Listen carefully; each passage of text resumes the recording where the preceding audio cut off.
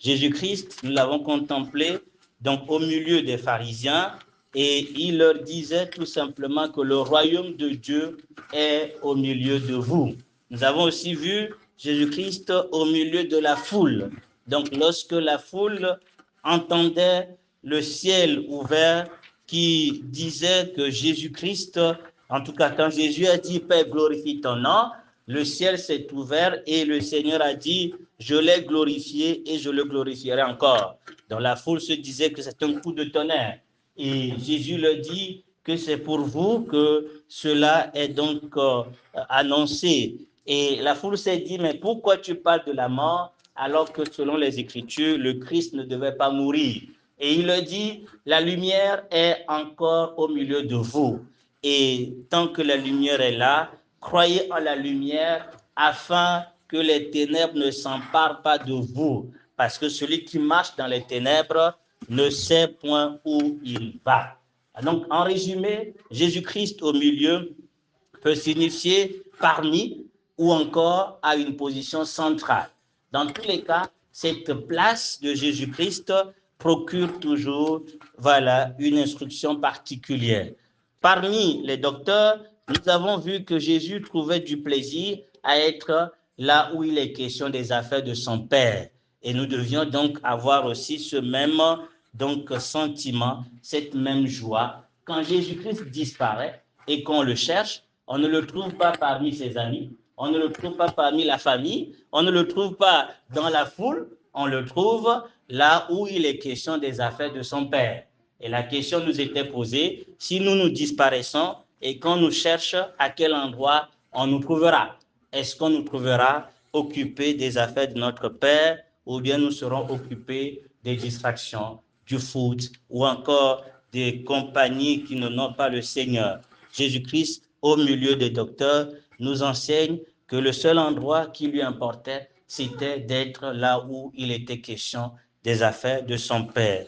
Au milieu des pharisiens qui étaient censés représenter le royaume de Dieu, Jésus-Christ dit « Je suis le royaume et ce royaume est au milieu de vous ». Le royaume de Dieu n'est pas donc question du bois ni du manger. Le royaume de Dieu consiste en la justice, en la paix et en la joie. Voilà ce qui caractérise le royaume de Dieu. Et donc, quand il dit « le royaume est au milieu de vous », c'est pour dire tout simplement, lorsque nous le recevons comme étant ce royaume, il communique justice, paix et joie. Et la question qui nous était posée, est-ce que le royaume de Dieu est vraiment au milieu de nous? Enfin, Jésus-Christ avec la foule, il dit « la lumière est au milieu de vous ». C'est lui cette lumière. Et quand il dit la lumière au milieu de vous, c'est pour insister sur un aspect particulier. Parce qu'il dit, celui qui marche dans les ténèbres ne sait où il va. Donc celui qui a la lumière, il sait où il va. Donc si tu ne sais pas là où tu vas, là où vont tes actions, tu n'as pas, c'est-à-dire tu ne sais pas le sens des choses que tu fais, tu n'as pas le sens ou le but de ta vie, alors il faut savoir que tu es encore dans les ténèbres. Parce que là où la lumière se trouve, ça s'accompagne toujours par le fait qu'il nous éclaire. Il nous donne de savoir là où nous allons. Est-ce que tu sais où tu vas? Ou bien tu fais des choses juste pour les faire? Et on peut donc se poser la question, est-ce que nous avons conscience de quelle est l'utilité des moments que nous passons aujourd'hui, que nous avons passés hier, si nous n'avons pas en réalité un but derrière ce que nous faisons, nous n'avons aucun intérêt. Il n'y a pas donc de la joie à le faire, il n'y a pas d'implication parce qu'on ne sait pas où on va, on ne sait pas à quoi ça sert tout cela, on le fait juste pour le faire et donc on n'a pas le cœur à cela. Et c'est donc synonyme d'être dans les ténèbres. Mais celui qui a la lumière, il sait l'objectif de toute chose. Il comprend l'utilité de ce qu'il fait, il y accorde tout son cœur. Prier, il sait à quoi ça sert.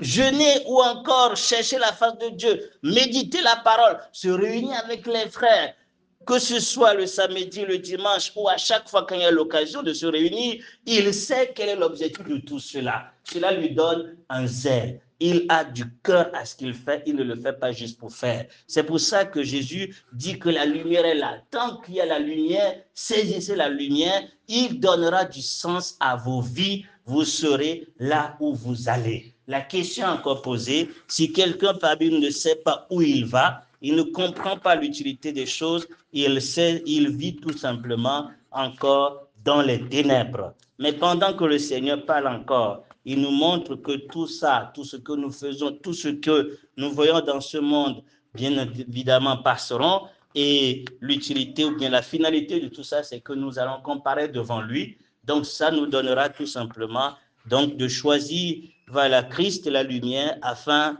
qu'il nous éclaire sur l'utilité ou la finalité ou la destinée de toutes choses.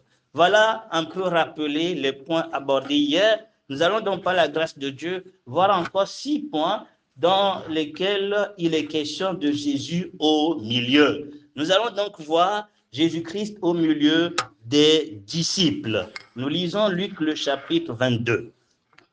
Jésus-Christ au milieu, pour parler du fait qu'il est parmi, il est donc au centre. Et nous devons donc voir quelle implication cela devrait avoir lorsque nous le contemplons au milieu. C'est pour encore expliquer ou résumer ce que nous sommes en train d'évoquer. Les points que nous avons évoqués concernent à l'âge de 12 ans, au début de son ministère, lorsqu'il déclare que le royaume de Dieu est là. Et pendant son ministère, il parle du fait que la lumière est encore là. Et dans ce passage, c'est à la fin de son ministère. Nous allons voir de quoi il s'agit. Luc le chapitre 22. Luc le chapitre 22. Luc 22. Alors, pour comprendre le contexte, je voulais que nous commencions à partir du verset 19.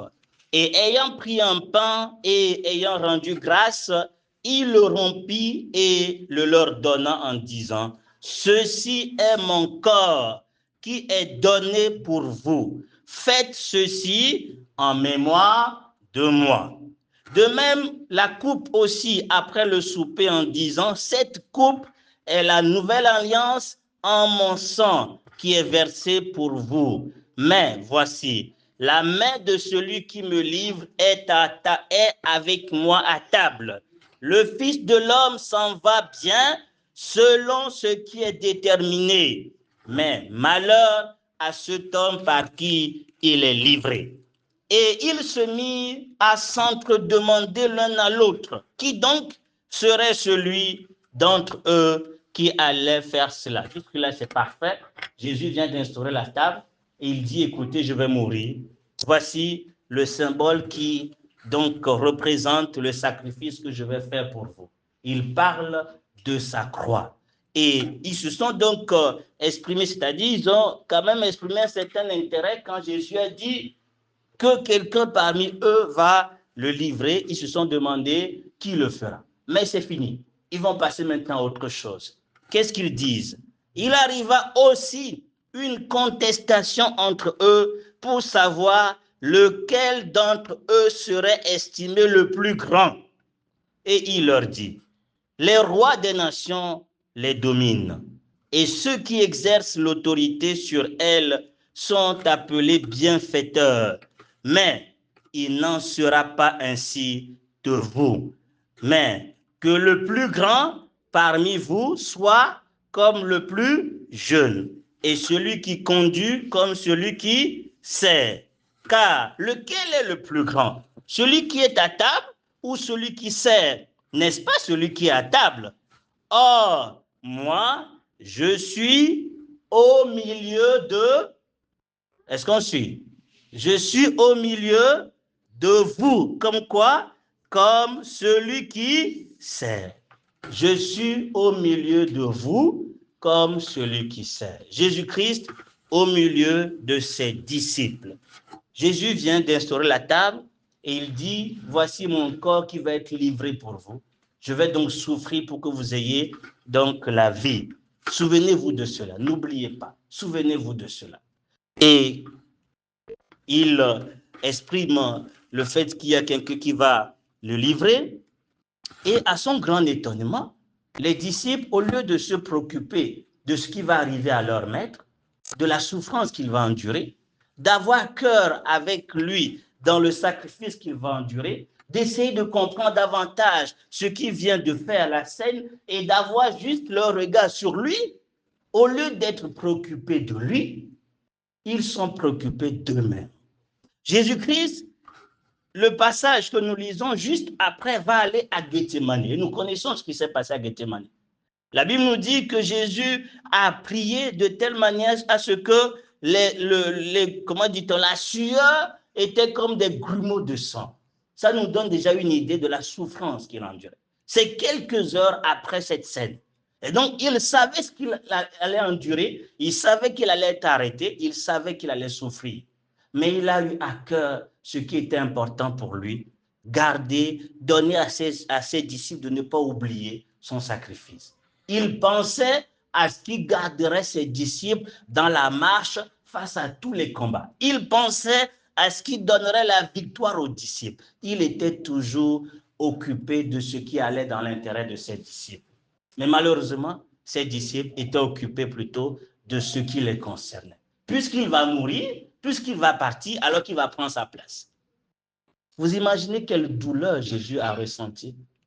Lorsque lui, il pense à nous, nous pensons, au lieu de penser à lui, nous pensons plutôt à ce qui est pour nous. Nous sommes occupés de nous. Nous sommes occupés de ce qui va dans notre intérêt. Nous sommes occupés de la place qu'on doit occuper, de l'honneur qu'il nous faut. Nous sommes occupés de la gloire qu'on souhaiterait avoir, alors que nous devions plutôt être occupés de lui, puisque c'est lui qui a souffert pour que nous soyons sauvés. Et il dit, je suis au milieu de vous, non pas comme celui qu'on sert, mais comme celui qui sert. Je vous donne un exemple que vous devez suivre. Vous ne devez pas être là comme je vais être le grand, celui qu'on doit servir. Vous devez plutôt prendre la place que moi j'ai prise, la place de vous servir. C'est d'ailleurs ce que je viens de faire. Au lieu d'être soucieux de la croix, qui va me coûter très cher, je vous sers en instaurant quelque chose qui ira dans votre intérêt. Ce n'est pas pour moi que j'instaure la table, c'est pour que vous puissiez vous souvenir de ce qui vous donnera de la victoire. Je suis et j'ai toujours été au milieu de vous comme celui qui sert. Vous devez plutôt faire de la même chose, être prêt à servir les autres. Combien de souffrances, combien de dégâts l'Église n'a pas connu parce que tout simplement, en tout cas, l'Église a connu tout simplement parce que nous n'avons pas suivi ce conseil, être à la place de celui qui sert au lieu de celui qui est servi. Il nous arrive aussi même à la table du Seigneur, nous savons que Jésus-Christ l'a instauré la nuit où il fut livré, de ne penser qu'à nous au lieu de penser à lui. Nous pensons à notre estime. Est-ce que nous sommes dignes de participer? Est-ce que est-ce que bien évidemment, ça vaut la peine de participer? Nous estimons que nous sommes trop importants pour participer à la table. Ce n'est rien du tout. Nous sommes en train de penser juste à nous au lieu de penser à lui. Lui, cela lui importait. Il importait pour lui que nous nous souvenions de lui et nous devions plutôt répondre à son appel. Ce n'est pas ce qui nous intéresse nous, mais ce qui intéresse le Seigneur. Pourquoi lui, il a voulu que nous nous souvenions de lui à sa table? C'est d'abord pour nous, mais il voulait aussi partager ce moment avec nous. Il a promis le partager pour toujours avec nous. Mais qui d'entre nous a vraiment à cœur ce mémorial? Quand nous prenons le repas du Seigneur, est-ce que nous le prenons vraiment à cœur? Ou bien ça devient comme une routine? Certains même ne cherchent même pas à savoir à quoi ça sert et pourquoi je ne participe pas, comment je fais pour participer. Ça ne dit rien. Même dans certaines églises, on ne fait même pas ça. On ne fait même pas ça. Je me rappelle une fois, j'ai posé la question quand j'étais dans une autre église, pourquoi ça se fait en passant? On me dit, c'est parce que ça prend trop de temps. J'ai dit, ah bon? Là, ce qui a tenu à cœur au Seigneur, ce qu'il a instauré la nuit où il a été livré, vous estimez que ça prend trop de temps? C'est pour ça que vous ne faites pas ça? Ou bien vous faites en passant? Ça ne vous tient pas à cœur? Si Jésus-Christ estimait que ça ne valait pas la peine, pourquoi il instaure la scène la nuit où il devait être livré? Ça devait être quelque chose de très important. Juste pour ça, on devait quand même dire, Seigneur, je m'en souviens. Je veux pouvoir me souvenir de toi à chaque fois que c'est possible, parce que c'est quelque chose qui est important pour ton cœur. Et le Seigneur nous explique que le fait que lui, il a instauré, c'est une manière de nous servir pour nous donner un exemple général par rapport à la position que nous devons avoir au milieu de son assemblée, les uns à l'égard des autres. Nous devons nous prêter à servir plutôt que de vouloir être servis. Il précise, et je le relis encore, lequel, ou plutôt le verset 26, voilà, donc le plus grand parmi vous soit comme le plus jeune, et celui qui conduit comme celui qui sert.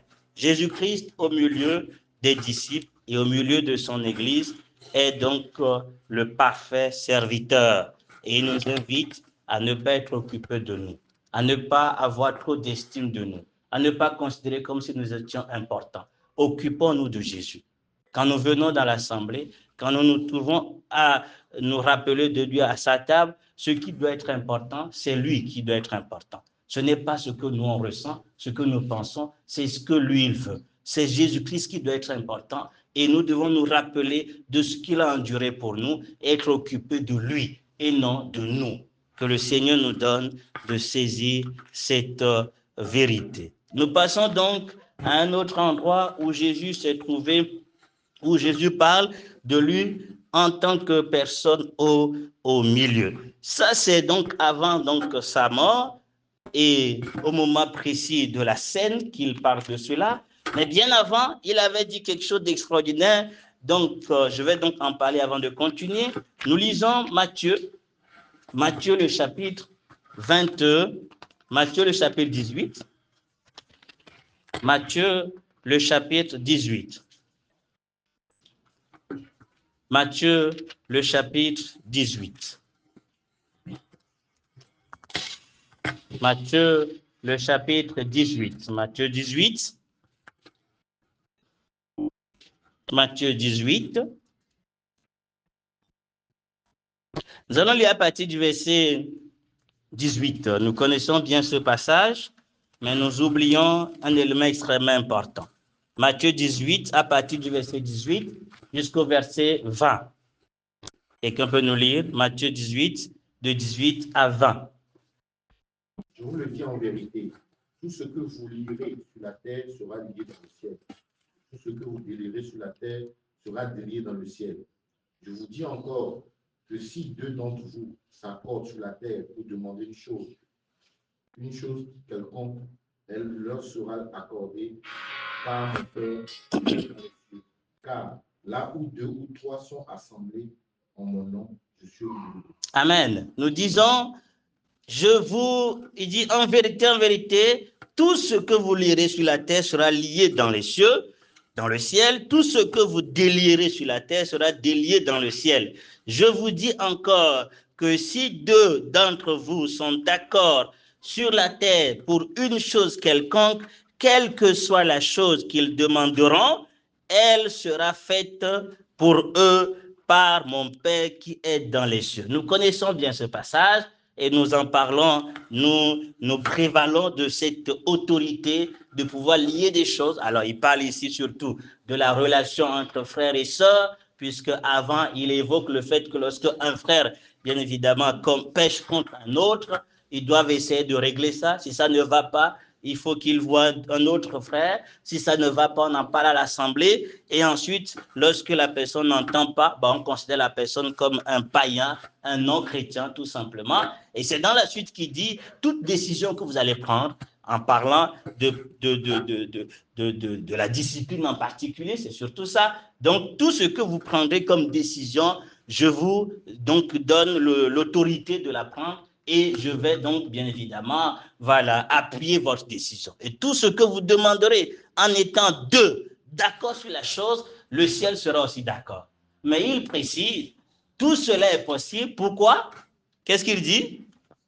Pourquoi c'est possible? Cette autorité qu'il donne à l'Assemblée de lier et de délier, de prendre des décisions pour que le ciel puisse aussi être d'accord avec ce qu'ils décideront et que le ciel leur accorde. Il dit, le Père vous le donnera. Pourquoi cela est possible? Quel est le secret de la puissance que l'Église a? C'est ça la question. Quel est le secret de la puissance de l'Église? Il dit, car là où 2 ou 3 sont assemblés en mon nom, je suis là au centre. Je suis là au milieu d'eux. Le secret de la puissance de l'Église se trouve dans le fait que Jésus est au milieu. Si Jésus n'est pas au milieu, vous pouvez beau être d'accord sur des choses, vous pouvez beau délier ou lier des choses, ça ne marchera pas, Dieu ne l'accordera pas. Donc, ce qui donne à Dieu d'accompagner et de donner l'autorité à l'Église, c'est simplement parce qu'il voit que Jésus est là où, bien évidemment, les 2 ou 3 sont assemblés. Jésus au milieu de nous. La question qui se pose est simple. Est-ce que nous sommes conscients de la réalité de la présence de Jésus au milieu de son assemblée? Parce que c'est ça sa place. La position qu'il prend, c'est la position d'être au milieu. Il ne vient pas pour nous accompagner. Quand on dit au milieu, c'est qu'il est le top principal, celui qui rassemble. Il ne dit pas, lisons bien, car là où 2 ou 3, qu'est-ce qu'il dit? On peut relire, hein? Il dit quoi? Car là où 2 ou 3, il n'a pas dit se sont assemblés. Ils sont, quand ils sont assemblés, ça suppose qu'ils sont assemblés par quelqu'un. N'est-ce pas? On n'a pas dit là où 2 ou 3 se sont assemblés. Ce n'est pas une foule, ce n'est pas un regroupement quelconque. Il y a quelqu'un qui les a réunis. Et ce quelqu'un, c'est le nom autour duquel ils sont assemblés. Là où 2 ou 3 sont assemblés en mon nom, je suis. Ça veut dire que si ce n'est pas lui qui rassemble, il n'est pas là. Il est là lorsque c'est lui qui rassemble. Il est là lorsque c'est lui qui nous invite à être là. Lorsque nous sommes conscients que c'est son invitation que nous avons reçue pour être là. Si ce n'est pas le cas, nous sommes juste un groupe de gens en train de chanter, en train de parler. Mais Jésus n'est pas là parce que ce n'est pas lui qui nous a réunis. C'est pour ça qu'il est très important, avant de se rassembler avec quelque assemblée que ce soit, il faut s'assurer que c'est Jésus qui t'attire, que c'est Jésus qui t'invite à être là. C'est très important. Ce n'est pas que toi tu choisis d'aller où tu veux. C'est tout simplement tu sens que Jésus se trouve là et c'est lui qui t'invite à être là. Ça change tout lorsque nous venons avec cette conscience que c'est Jésus qui nous a invités. Ce n'est pas quelqu'un qui nous a invités. Nous ne venons pas pour un autre objectif. Nous ne venons pas pour quelqu'un. Nous venons pour voir celui qui nous a invités. Et nous reconnaissons qu'il est là au milieu. Il a une place centrale. Mais quand ce n'est pas le cas, qu'est-ce qui se passe? On vient quand on veut, à l'heure on veut, parce que bon, on vient juste pour visiter. On vient et puis bon, on pense à autre chose, on a d'autres calculs. On est peut-être sur son téléphone. On n'a aucun égard à celui qui nous a invités. La question qui se pose est là, est-ce que nous sommes conscients de celui qui est au milieu de nous? À moins qu'il n'est pas là. En tout cas, il serait là si il est celui qui est l'auteur de cette réunion. Il est celui que nous sommes venus rencontrer. On n'est pas venu voir quelqu'un ou bien se voir entre nous. Nous sommes d'abord venus voir celui qui est au centre et qui nous a invités. Ça change tout. Ça nous donne d'être pressés à le rencontrer. Ça nous donne, quand on est là, d'être concentré sur lui seul, puisque c'est lui qui nous a invités. On ne regarde pas quelqu'un, on regarde à lui. Qu'est-ce que tu veux de moi? Pourquoi tu m'as invité aujourd'hui? Qu'est-ce que tu prépares pour moi? Pourquoi tu m'as invité? Je veux recevoir ce que tu m'as invité, ce pourquoi tu m'as invité. Est-ce qu'on est conscient de cela? Que lorsqu'on se réunit, on est venu parce que quelqu'un nous a invités. Quand c'est le cas, on peut bien se poser la question, pourquoi nous traînons des pas pour venir? Pourquoi nous sommes distraits quand nous sommes là? Est-ce que nous sommes concentrés sur Jésus-Christ? Est-ce que nous le rencontrons?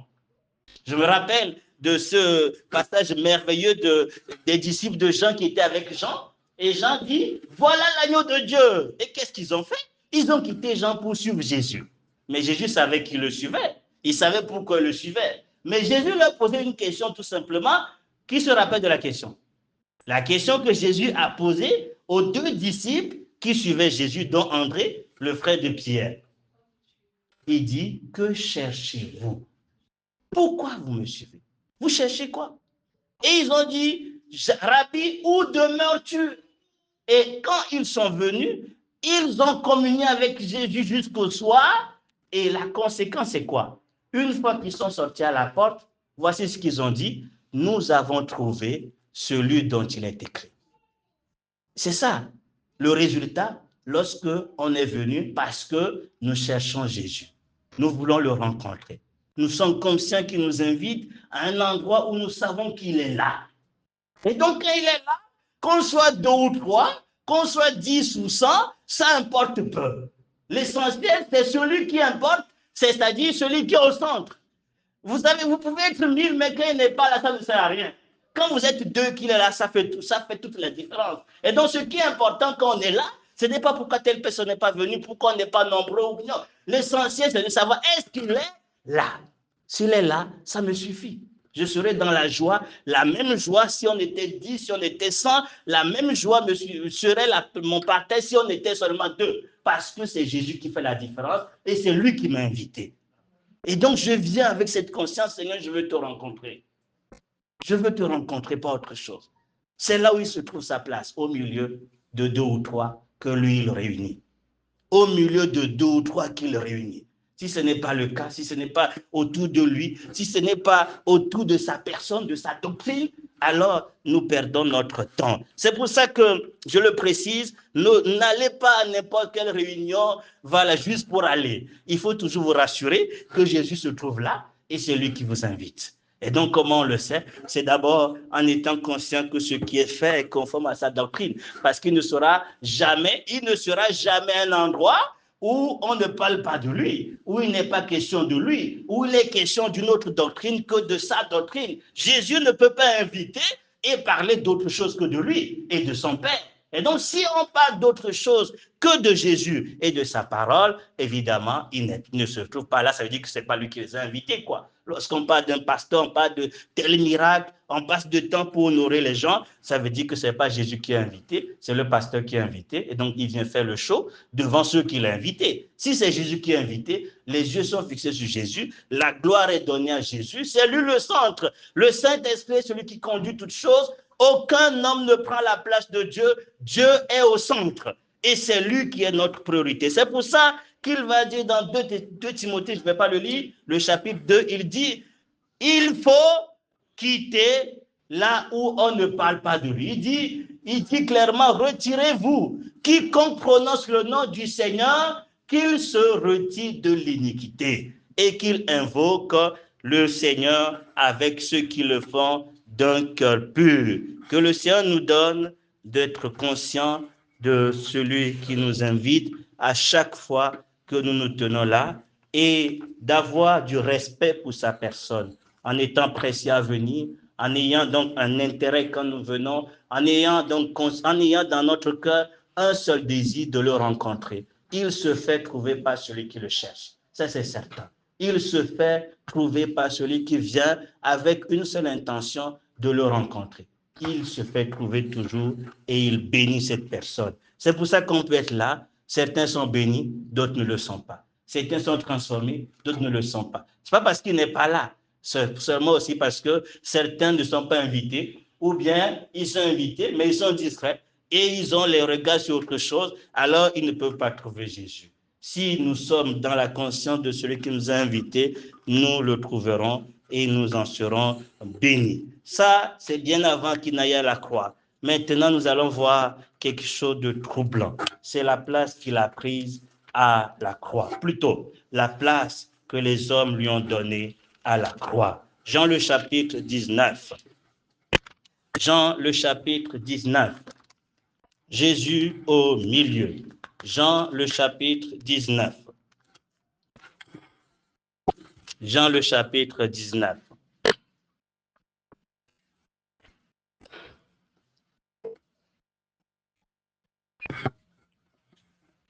Nous allons lire pour simplifier. Nous allons lire à partir du verset 17. Jean le chapitre 19, à partir du verset 17.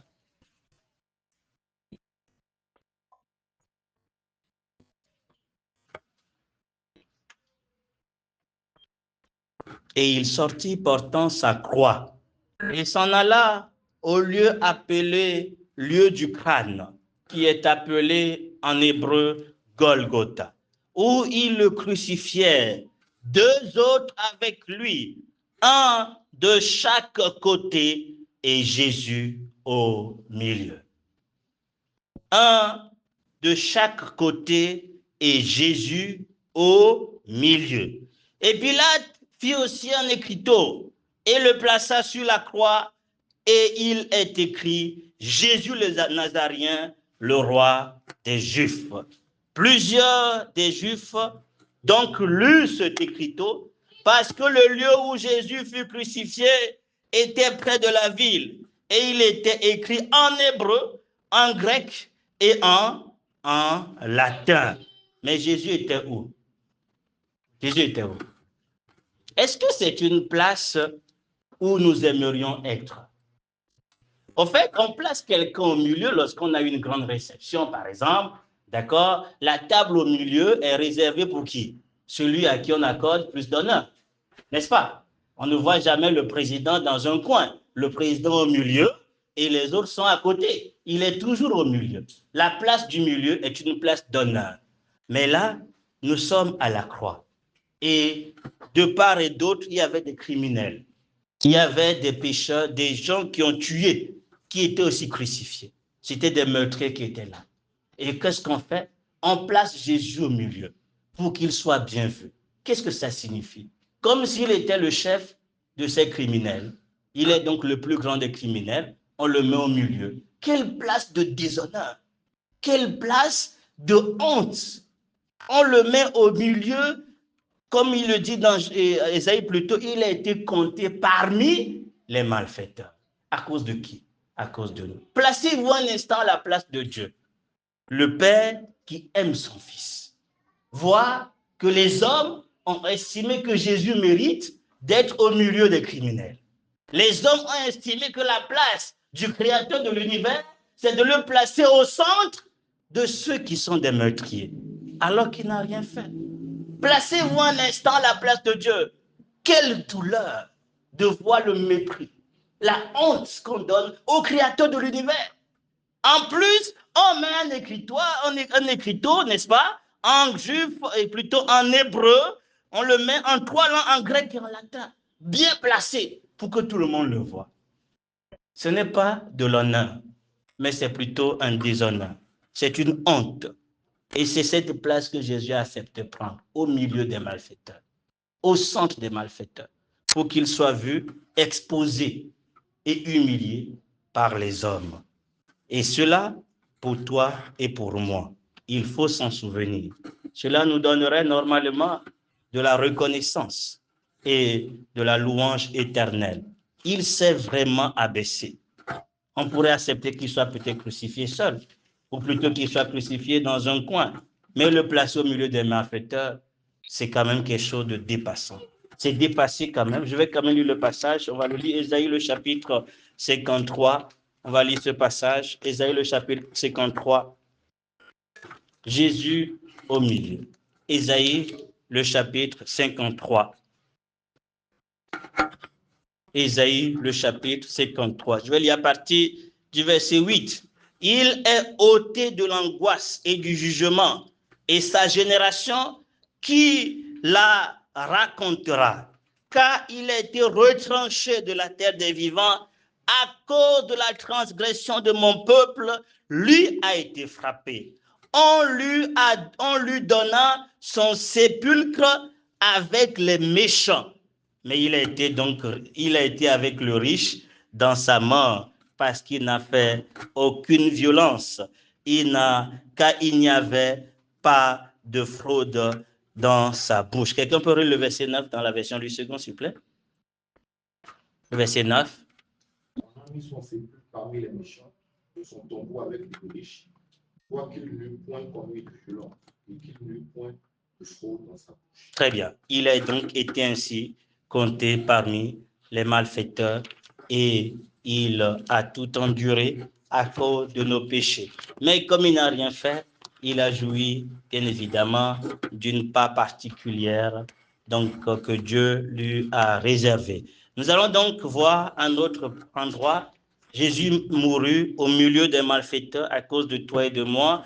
Il a été ainsi humilié. Il a été ainsi déclaré le plus grand des pécheurs, le chef des méchants, le chef des meurtriers.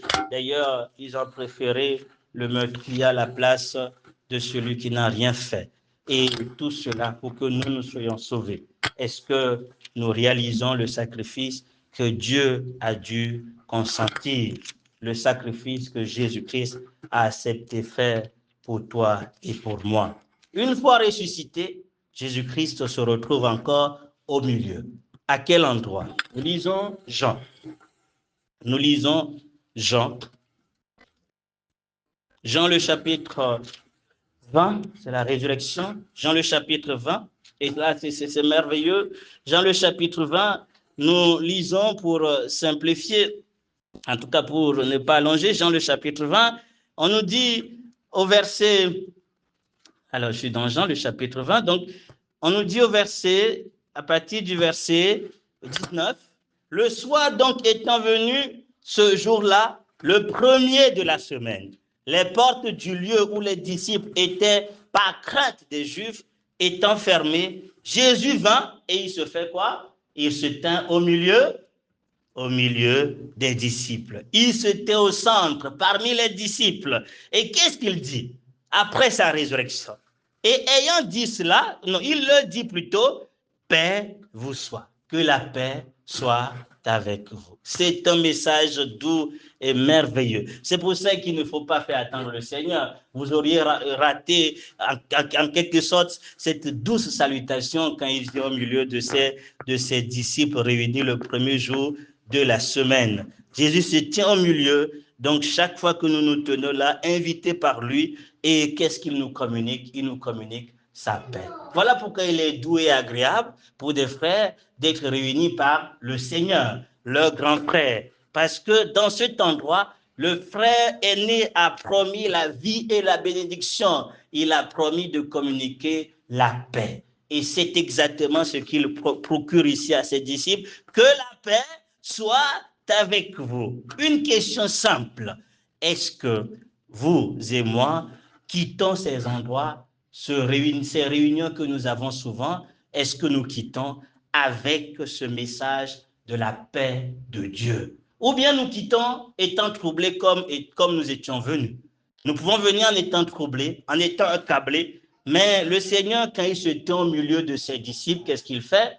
Il les décharge, il leur communique la paix. Et donc, si le Seigneur est réellement au milieu de nous, chaque fois que nous venons dans sa présence, nous devions quitter ces endroits avec sa paix. Sa paix qui calme nos craintes, sa paix qui nous fortifie, sa paix qui nous donne d'être des porteurs de paix. C'est inadmissible de rencontrer Jésus au milieu des saints et de sortir pour causer des problèmes. Alors tu n'as pas rencontré le prince de paix. Parce que s'il est là, il communique la paix. Et tu deviens un homme qui porte la paix. L'évangile de paix est celui qui t'accompagne et tu proclames cet évangile de paix. Mais quel message portons-nous en quittant les réunions, en quittant l'assemblée, en quittant les moments que nous passons? Est-ce que nous partons avec nos fardeaux, nos soucis, nos inquiétudes? Ça veut dire qu'on ne l'a pas rencontré. Si on l'a rencontré, il nous donne la paix, nous décharge. Est-ce que nous quittons et à la porte, nous commençons à poser des problèmes au taximan ou à la maison? Le même jour du dimanche, nous commençons à créer des problèmes à la maison. Nous n'avons pas rencontré le prince de paix. Si on a rencontré le prince de paix, il nous communique cette paix. Nous devenons des porteurs de paix. L'évangile de paix nous accompagne et nous proclamons cet évangile. Vous voyez, ce qui est merveilleux, c'est qu'il va dire quelque chose ou bien il va faire quelque chose en plus. Le verset 20, qu'est-ce qu'il fait? Et ayant dit cela, il leur montra ses mains et ses côtés. Il leur montra ses mains et ses côtés. Que voyons-nous quand nous nous trouvons là où le Seigneur se tient? Que voyons-nous quand nous nous trouvons dans sa présence? Qu'est-ce que nous contemplons? La paix est liée, ou bien plutôt, j'allais dire, la paix tire sa source des souffrances qu'il a endurées à la croix. Que la paix soit avec vous, parce que voici, j'ai payé le prix pour vous. Ça veut dire que celui qui vient et qui contemple Jésus, qui contemple le prix qu'il a payé, ne peut que trouver la paix dans son cœur. Parce que Dieu est satisfait. La preuve, c'est qu'il est vivant. La preuve, c'est qu'il est vivant, mais il nous rappelle toujours que le prix a été payé. J'ai payé le prix pour vous. Voilà pourquoi vous devez être en paix. Le prince de paix a souffert à la croix pour que nous ayons la paix et la paix en abondance. C'est pour ça qu'il le dit, chaque fois que vous perdez de vue mes mains et mes côtés qui ont été percés pour vous, alors vous n'aurez jamais la paix. Et c'est d'ailleurs ce qui nous fait manquer de la paix de Dieu. Qu'est-ce qui fait que quand nous sommes dans les difficultés ou encore nous avons commis un péché et que Dieu, par sa grâce, nous donne de nous repentir, mais nous manquons toujours la paix parce que nous ne regardons pas la croix de Jésus. Nous ne comprenons pas à quoi ça sert le fait qu'il a été crucifié, le fait que son côté a été percé et le sang et l'eau ont coulé. Qu'est-ce que ça signifie? Et ce que Jésus nous montre dans sa présence, c'est ça. Il nous parle de lui et de ce qu'il a fait pour nous. C'est pour ça, encore une fois de plus, nous ne venons pas à entendre des principes, des 5 principes, ou plutôt des stratégies. Nous venons regarder, contempler Jésus, contempler et cerner ce qu'il a fait pour nous. C'est ce qu'il nous montre. Voici le prix que j'ai payé pour toi. Va en paix, vis dans cette paix, communique cette paix, parce que j'ai dû souffrir. J'ai été crucifié pour toi. Est-ce que nous partons avec ce message? De plusieurs manières, que ce soit dans les cantiques, que ce soit dans la prédication, Jésus nous rappelle le prix qu'il a payé. Il nous rappelle sa croix. Et c'est pour ça que ça me dérange personnellement que des fois nous prenons à la légère le repas du Seigneur. Parce que ce repas vise vraiment à nous rappeler le prix qu'il a payé. C'est pour ça qu'il a instauré, pour qu'on se souvienne de lui, qu'on se souvienne du corps qui a été brisé, du sang qui a coulé. C'est pour ça qu'il le fait, pour que nos cœurs soient bien évidemment touchés, que nous ayons de l'affection pour lui, que nous l'aimions davantage. Nous ne pouvons l'aimer que lorsque nous réalisons combien il nous a aimés et comment il nous a aimés en se donnant à la croix. C'est pour ça qu'il montre ses côtés, il montre ses mains, pour que les disciples réalisent l'amour profond qu'il a éprouvé. Si j'ai donc fait ce sacrifice, qu'est-ce que je ne peux donc pas faire? Voilà ce qu'il leur dit. Pourquoi avez-vous peur? Vous priez dans le temple, ayant les portes fermées, vous avez peur. Moi, j'ai payé le prix. Pourquoi vous êtes dans la crainte? Si j'ai pu faire tout cela, alors vous ne devez pas vivre dans la peur, dans la crainte. Nous sortons avec des cœurs troublés, avec des cœurs appesantis. Nous manquons d'affection des fois pour le Seigneur, de joie dans sa présence, de joie après sa présence, parce que nous ne contemplons pas ses mains et ses côtés. Mais Jésus nous rappelle qu'il a donc souffert pour que nous soyons dans la paix.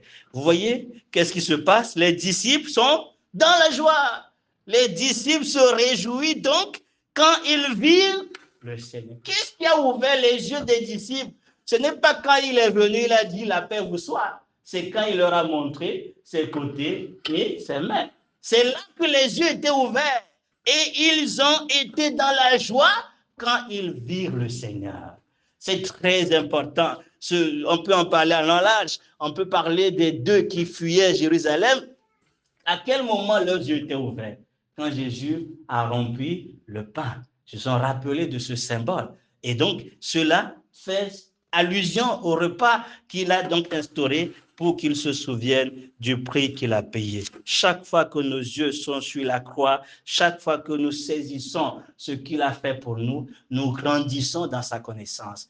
Et nous le saisissons véritablement comme étant notre Seigneur. Il dit, lorsqu'ils virent le Seigneur, ils le voient non plus comme le Christ crucifié, mais ils le voient dans toute sa seigneurie, puisqu'il a vaincu. Ils virent le Seigneur et cela communiquait bien évidemment la joie dans leur cœur. Voilà pourquoi il est important que nous contemplions régulièrement et continuellement le Seigneur, nous le contemplons lui seul. Parce que c'est en le contemplant que nous jouissons d'une joie et d'une paix que le monde ne peut nous ôter. Jésus au milieu des disciples, au milieu de l'assemblée, c'est ce qu'il aime, c'est la place qu'il désire être. Vous savez pourquoi il aime être là-bas aussi? Il y a une autre raison. Nous allons lire ce passage avant de continuer sur notre point. Il y a une autre raison pour laquelle Jésus préfère un seul endroit, être au milieu de ses frères. Quelle grâce! Mais est-ce que nous réalisons cette grâce de savoir que Jésus trouve du plaisir à être au milieu de nous? Est-ce qu'on réalise qu'il est vraiment au milieu de nous? Est-ce que nous le réalisons? Nous lisons Psaume le chapitre 22, le psaume qui commence par ce cri douloureux. Nous le connaissons tous, le cri de la croix. Mon Dieu, pourquoi m'as-tu abandonné, te tenant loin de mon salut, des paroles de mon rugissement. Mon Dieu, je crie de jour, mais tu ne réponds point. De nuit, il n'y a point de repos pour mon âme. Le cri douloureux de la croix. Mais il va finir par quelque chose d'extraordinaire. Le verset 26. Le verset 26, mais avant, on peut lire plutôt le verset 23 pour comprendre. Il dit quoi? J'annoncerai ton nom à mes frères et je te louerai où? Au milieu. Quelqu'un peut lire, hein? Au verset 23, relisez. Je publierai ton nom parmi mes frères. Je te célébrerai au milieu de la France. Voilà pourquoi il veut être là aussi. Jésus-Christ veut être au milieu, se présente au milieu de ses frères pour publier le nom de son Père et pour célébrer son Père. Jésus-Christ se tient au milieu de son assemblée pour faire quoi? Certes, nous communiquer sa paix, se révéler à nous pour le prix qu'il a payé, mais on voit ici qu'il veut être au milieu de ses frères pour nous parler de son Père et pour célébrer son nom. Pour célébrer, il dit, je te louerai au milieu de la congrégation. Ça veut dire quoi tout cela? Ça veut dire que si toi et moi n'avons pas envie de louer, soyons sûrs qu'il y a quelqu'un qui veut louer son Père. Quelqu'un qui connaît ce que Dieu a fait pour lui. Jésus-Christ sait ce que c'est qu'être abandonné à la croix. Il sait la souffrance de la croix. Il sait ce que c'est qu'être secouru par Dieu. Il sait combien Dieu l'a été en aide. Il connaît le secours de son Père. Et il dit, à cause de cela, je vais te louer. Si toi, tu ne veux pas le louer, lui veut louer son Père. Et donc, il le loue en faisant quoi? En utilisant nos bouches. Quand il est au milieu de nous, par son esprit, il donne un cantique, il donne une prière, il donne une exhortation. Tout cela pour que nous puissions exalter le nom de son Père. C'est pour ça que dans sa prière, il va dire, je leur ai fait connaître ton nom, mais je veux le leur faire connaître encore, parce que c'est ainsi qu'ils comprendront à quel point tu m'as aimé et mon amour sera aussi dans leur cœur. À quel point tu les as aimés aussi. Jésus-Christ aime parler de son Père, de ce que son Père lui a fait. Et au ciel, j'imagine ce qu'il nous dira. Il nous racontera ce qu'il a enduré. La solitude que personne ne peut sonder maintenant. Les 3 heures de ténèbres, personne ne l'a vu. Il était seul, abandonné entre le ciel et la terre.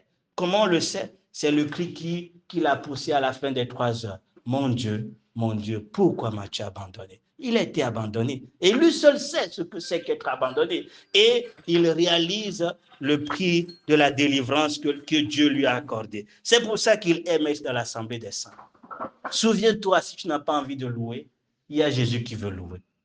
Même si tu n'as pas une raison de louer, il faut laisser Jésus, lui, il a une raison pour louer son Père. Il ne se fatiguera pas de le faire pour le toujours. Il va louer son Père parce qu'il sait combien ça a été précieux, la délivrance que Dieu lui a accordée.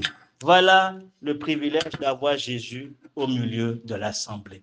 Je prie qu'il soit toujours au milieu de nous et surtout que nous ayons conscience de sa présence et que nous lui accordions cette place centrale. Qu'il n'y ait rien qui vienne de nous, qu'il n'y ait rien de la chair. Il est là, nous sommes conscients que c'est lui, l'auteur principal de la réunion. Nous lui sommes soumis. Nous laissons le Seigneur conduire les choses. Nous ne sommes pas là en train de faire les choses par nous-mêmes. Nous sommes conscients que c'est lui qui est là, c'est lui qui nous réunit. Et donc nous l'interrogeons. Seigneur, que veux-tu que je dise à ton peuple?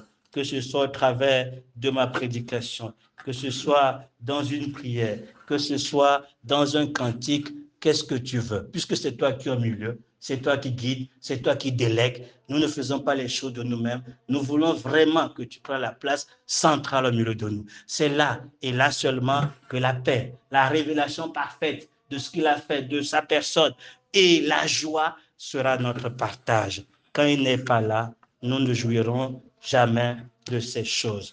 Nous voilà un peu vers la fin de cette exhortation. Je rappelle que nous avons vu que Jésus, donc ce que nous voyons aujourd'hui, il était au milieu de ses disciples comme celui qui sert. Il leur a rappelé cela. Jésus a promis d'être là où 2 ou 3 sont réunis. Conséquence, tout ce que nous lierons sera lié. Tout ce que nous déciderons, Dieu l'accordera aussi. Et Jésus, après sa résurrection, avant même sa résurrection, il ne faut pas qu'on oublie, il était donc placé par les hommes. Donc c'est pour ça que Hébreu va dire, il a subi de la contradiction contre sa personne. Il a été dans un déshonneur total, placé au milieu des criminels. Et le quatrième point que nous venons de voir, Jésus au milieu de son assemblée, des frères réunis pour louer son Père, pour communiquer la paix, pour se révéler et produire la joie dans le cœur de son peuple. Et nous finissons avec 2 points importants dans l'Apocalypse. Allons dans l'Apocalypse pour voir la place que Jésus occupe. La place qu'il occupe lorsqu'il se révèle, puisque le but de l'Apocalypse, c'est la révélation de Jésus-Christ. Quelle est la place qu'il occupe? La place que Jésus-Christ occupe. Nous lisons donc à partir, déjà le verset 4, Jean, Apocalypse 4, Apocalypse 1, nous sommes dans le chapitre 1, d'accord, le verset 4. Donc, comment Jean le voit? Donc, Jean l'a vu, et qu'est-ce qu'il nous dit de lui? Apocalypse, le chapitre 4, Apocalypse, le chapitre 1 plutôt, d'accord, le verset 4. Ensuite, nous lirons d'autres versets pour comprendre. Jean aux 7 assemblées, aux 7 églises qui sont en Asie. Grâce et paix à vous, de la part de celui qui est, qui était et qui vient, et de la part des 7 esprits qui sont devant son trône, de la part de Jésus-Christ, le témoin fidèle. Il parle ici de quoi? Il a parlé de 7 assemblées, n'est-ce pas? Donc, c'est le but, révéler bien évidemment sa personne à 7 assemblées. Et les assemblées, nous allons voir, ils sont représentés par des lampes. Nous lisons le verset 12. Qu'est-ce qu'il dit au verset 12? Le verset 12. C'est bon, on a trouvé? Et je me retournai pour voir la voix qui me parlait. Et m'étant retourné, je vis quoi? 7 lampes d'or. Et au milieu des 7 lampes, quelqu'un de semblable au Fils de l'homme. Nous finissons le verset 20. Le mystère des 7 étoiles que tu as vues dans ma droite et les 7 lampes d'or, c'est-à-dire les chandeliers, c'est ce qui est mentionné, n'est-ce pas? Les chandeliers d'or. Les 7 étoiles sont les anges des 7 assemblées. Et les 7 chandeliers sont les 7 assemblées. À l'ange de l'église, plutôt l'ange de l'église qui est à Éphèse, écrit, voici celui qui dit, voici ce que dit celui qui tient les 7 étoiles dans sa droite et marche où? Il marche où? Au milieu des 7 chandeliers d'or, les lampes d'or. Les lampes, les chandeliers, c'est donc les églises qui ont été donc décrites dans Éphésiens et autres, plutôt dans le chapitre 2, le chapitre 3, à partir de l'église d'Éphèse, pour présenter les différents états que l'église a occupés durant tout le temps et qui, bien évidemment, reflètent malheureusement donc le fait que ce que Dieu confie à l'homme, il y a toujours de l'échec, il y a toujours, voilà, donc des désordres malheureusement. Et Dieu commence par juger son assemblée, mais il dit tout simplement que celui qui est en train de parler, celui qui donne cette révélation, qui envoie ce message, c'est non seulement celui qui tient les 7 étoiles, les responsables, mais c'est celui qui marche au milieu des 7 lampes d'or. Il marche au milieu de son église. Qu'est-ce que cela doit produire dans notre cœur? Il est au milieu, nous en avons parlé.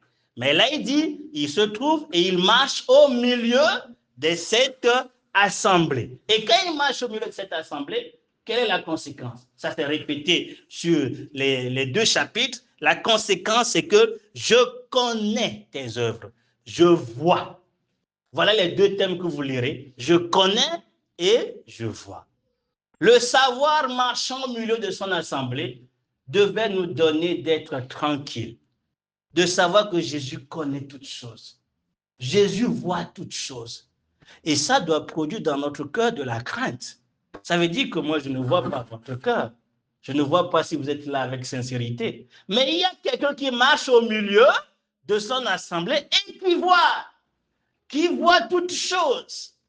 Nous devons être conscients là-dessus. Tout est découvert devant celui qui marche au milieu de son assemblée. C'est pour ça qu'à chaque église, il donne un message précis parce qu'il voit et parce qu'il connaît nos œuvres. Le Seigneur connaît toutes choses.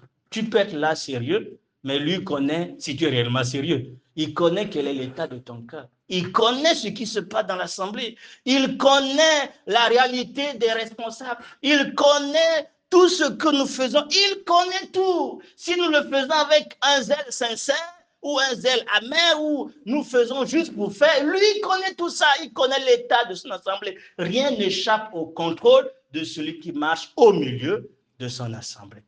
Nous devons être certains là-dessus. Et chacun doit être conscient qu'on ne peut rien cacher à celui qui marche au milieu. Il a les yeux pour voir et il connaît. Il connaît, il voit. Qu'on soit certain là-dessus. On peut beau se tromper, mais lui, il voit. Et la question qu'il faut se poser, c'est comment te voit-il? Comment te connaît-il? Parce que tu ne peux rien lui cacher de toute façon. Ça doit nous donner de le craindre et de ne rien cacher. D'être vrai avec lui, parce que lui connaît de toute façon. Comment tu essaies de cacher quelque chose alors que la personne voit déjà? Donc, ça ne sert à rien, quoi. Voilà. Il voit, il connaît. Et en même temps, ça nous donne de ne jamais être découragé parce que nous voyons peut-être des choses qui ne vont pas bien. Peut-être des choses qui ne sont pas correctes dans l'assemblée. Mais puisque nous savons qu'il y a le chef qui marche au milieu et qui connaît, nous sommes tranquilles, il saura gérer les choses par lui-même et à son temps. Cela donne aux chrétiens, aux serviteurs de ne pas être découragés. C'est pour ça qu'il dit, ne perdez pas courage. Parce que des fois, lorsqu'on voit des choses dans l'assemblée en général, on entend des choses, on peut être découragé. Mais Dieu dit, je connais, je vois tout ça. Mais si je laisse faire, c'est pour un objectif. Et quand je veux intervenir, je sais comment je vais intervenir. C'est pour ça qu'il va dire, attention, ne critique même pas celui qui tombe, quoi. Parce que quand il tombe pour moi. Parce que je vois ça, je connais ça. Et je sais ce que je suis en train de faire dans sa vie. Ne regardons pas aux autres. Laissons celui qui connaît faire ce qu'il a fait. Puisque c'est à lui les 7 assemblées. Il tient les 7 étoiles entre ses mains. Il les tient. Il tient son assemblée. L'ennemi peut tout faire, mais il ne peut rien contre son assemblée. C'est pour ça qu'il va dire à ses disciples, laissez l'ivraie et le blé croître. Je connais l'ivraie, je connais mes blés, je sais où ils sont, je les garderai. Je connais tout ça. Toi, c'est bon simplement ce que je t'ai donné. Regarde à celui qui est au milieu, ne regarde pas l'autre, ne critique pas, ne dis pas parce que telle personne, ceci. Concentre-toi sur celui qui marche au milieu. Le reste, c'est à lui de s'en occuper. Soyons confiants que celui qui est au milieu connaît toutes choses. Il connaît si nous sommes une vraie assemblée ou pas. Il connaît si ce que nous disons est vrai ou pas. Il le connaît. L'essentiel, c'est que toi, tu le suives. Au lieu d'être occupé des détails, occupe-toi de lui. Il connaît, il marche au milieu. Et il voit toutes choses. Soyons en paix. Des fois, on est pressé à vouloir corriger des choses, on veut que des choses soient parfaites comme on le souhaite. Celui qui est au milieu connaît toutes choses. Il veut que toi, tu le suives. C'est pour ça qu'il va dire à Pierre, toi, suis-moi. Et Pierre a dit d'abord, mais Jean qui vient là, qu'est-ce qui va lui arriver? Vous vous rappelez de ça, n'est-ce pas? Quand il dit, mais allons-y, Pierre regarde Jean qui vient, il dit, mais Jean, qu'est-ce qui va lui arriver? Jésus dit, mais si je veux qu'il demeure jusqu'à ce que je vienne, qu'est-ce que ça te dit à toi? En quoi ça te concerne? Toi, suis-moi. Toi, suis-moi. Moi, je t'ai dit de me suivre, donc tu me suis. Tu le regardes, il te dit de faire ça, tu le fais, sans regarder à celui qui n'a pas fait, celui qui n'est pas venu, celui qui ne sert pas, celui qui n'a pas cuisiné ou n'a pas fait telle chose. Tu t'en fous. L'essentiel, c'est que Jésus te dit de faire, toi, tu fais. Il connaît le reste et il saura traiter ça en son temps. Faisons confiance à celui qui marche au milieu. C'est pour ça que quand nous voyons ou nous entendons des choses qui se passent dans l'assemblée, l'église en général, ne soyons même pas découragés. Le Seigneur connaît toutes choses. Il connaît toutes choses. Il le voit. Donc, si toi, tu es découragé parce que tel pasteur a fait un scandale, parce que tel serviteur a fait telle chose, tu ne veux pas suivre le Seigneur, c'est ton problème. Jésus connaît ça. Il connaît s'il est à lui ou n'est pas à lui. Il saura comment le juger, comment le traiter. L'essentiel, c'est que toi, tu le suives. Suis le Seigneur. L'essentiel, c'est de dire, Seigneur, que veux-tu que je fasse? C'est l'essentiel. Que l'Église soit totalement désordonnée, qu'il n'y ait pas du sérieux ou pas, cela importe peu. Ce qui importe, c'est ce que le maître te dit de faire. Viens sur moi. Ne regardons pas aux autres et ne soyons pas découragés. Le maître marche au milieu de cette lampe d'or, des chandeliers. Les chandeliers, c'est le témoignage. Et donc, quand le témoignage n'est pas correct, il dit à l'assemblée d'Éphèse, écoute, si je ne te répands pas, je viens donc ôter le chandelier au milieu de toi. À un autre, il va dire, écoute, il y a certains qui sont comme des morts, mais il y a des vivants. Il les encourage à tenir bon. Nous devons regarder au maître. Les 2 chapitres de Apocalypse nous disent tout simplement que Jésus, au milieu de 7 chandeliers, connaît toutes choses. Il voit. Pour que nous ne nous préoccupons que de lui seul. Il ne veut pas qu'on lui explique des choses. Il ne veut pas qu'on essaie de lui détailler comme si lui ne voyait pas. Il veut simplement que toi, tu le suives. C'est simple. Vous vous rappelez aussi, excusez-moi de prolonger de cette situation, de cet homme paralysé qui est là depuis 38 ans. On se rappelle de ça, n'est-ce pas? Quand Jésus s'est approché de lui, qu'est-ce qu'il lui a dit? Explique-moi ce que tu traverses. Est-ce que c'est ce qu'il lui a dit? Qu'est-ce qu'il lui a dit? Veux-tu être? Et quand lui répond, qu'est-ce qu'il commence à faire? À accuser les autres. Je suis là depuis, il n'y a personne qui m'aide. Quand j'essaie de rentrer, il y a une autre personne, je ne trouve pas d'aide. Il commence à se plaindre et pire, accuser les autres. Mais Jésus n'a pas dit, explique-moi les choses. Est-ce que toi, tu veux être guéri? C'est ça. Est-ce que tu veux aller bien? Certains, ils sont donc toujours peut-être en colère parce que voilà, certains leur parlent mal. Jésus dit, est-ce que tu veux être délivré de la colère? Oui, mais tu vois, il m'a mal parlé, il ne me respecte pas. Ce n'est pas ce qu'il veut savoir. Est-ce que toi, tu veux être libéré de la colère? Seigneur, je veux être guéri, je veux être heureux. Moi, je veux la paix. Peu importe si la personne change ou pas, je veux aller bien. C'est tout. N'explique pas à Dieu les choses qu'il sait déjà et qu'il voit. Sinon, tu vas commencer à accuser. Mais une autre personne a accusé les gens. Vous savez qui? Élie. Il vient de remporter une grande victoire sur Baal et tout son camp. Et il y a une femme qui dit, écoute, je vais te tuer. Il a eu peur. Il a fui. Dieu lui a donné même de la nourriture, de l'eau pour qu'il prenne la force. Arrivé dans la présence de Dieu, il y a la manifestation du jugement terrible. Mais à la fin, c'est la grâce. Un vent doux et léger. Dieu se présente à lui dans le Dieu de grâce. Mais il n'a pas saisi la pensée de Dieu. Au lieu de se calmer et de recevoir ce Dieu de grâce, il est toujours bouillonné dans son cœur d'accuser Israël. Je suis le seul prophète qui est resté, qui te craint. Eux, ils ont tout sacrifié et ils ne te servent pas dans la crainte. Dieu va dire, écoute, calme-toi. Bon, comme c'est le cas, on arrête. Tu ne vas plus continuer à me servir. Tu vas rentrer, tu donnes la tâche à une autre personne, Élisée. Puisque tu n'as pas compris encore que je suis le Dieu de grâce, c'est fini. Je ne te veux plus dans mon service. Il donne le service à une autre personne, le ministère à une autre personne, et il lui dit à la fin, écoute, reçois cette leçon, moi j'ai 7000 que toi tu ne connais pas. 7000 qui m'ont pas trahi. Toi tu ne les connais pas, tu te crois comme tu es seul. J'ai 7000. Voilà la leçon de celui qui est au milieu des 7 chandeliers. Il connaît et il voit. Arrêtons de nous plaindre ou même d'aller accuser des gens devant Dieu. Nous allons rencontrer un Dieu qui va nous choquer parce qu'il dira, je connais, je sais ce qu'il vit, je sais ce qu'il traverse, mais j'ai aussi un projet. Je sais son cœur. Toi, tu ne connais pas son cœur. Tu ne sais pas qu'il m'aime, malgré qu'il tombe, malgré qu'il... Je sais. Et je sais ce que je vais faire dans sa vie. Toi, suis-moi. Retenons bien cela. Toi, suis-moi. Je vais finir avec ce point merveilleux. C'est la place que Dieu a donnée à Jésus. Les autres l'ont estimé le centre des criminels, déshonneur. Mais quand lui, il a été glorifié. Vous savez à quel endroit on l'a placé? Au milieu. Au milieu de quoi? On va le lire, le chapitre 4.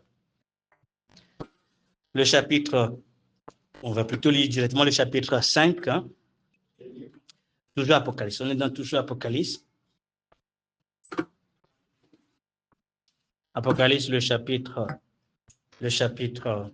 5.